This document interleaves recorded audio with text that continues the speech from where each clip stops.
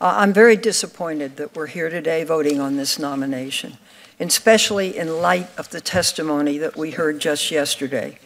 My Republican colleagues spent their time at the hearing focused exclusively on policy and on partisanship and process. The majority argued that the sexual assault Dr. Ford experienced was nothing more than a Democratic smear campaign that I am allegedly orchestrating.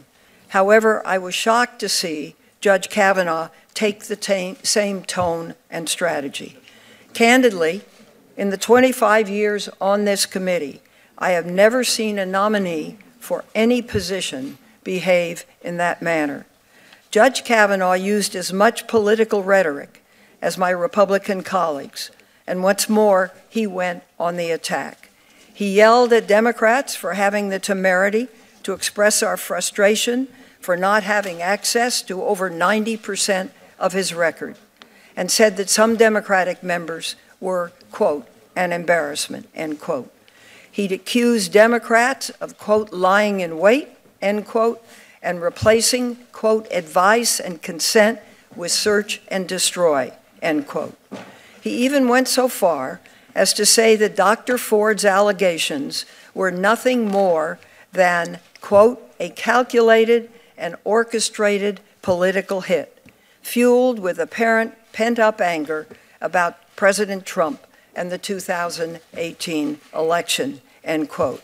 This was not someone who reflected an impartial temperament or the fairness and even-handedness one would see in a judge.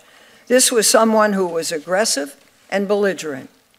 I have never seen someone who wants to be elevated to the highest court in our country behave in that manner.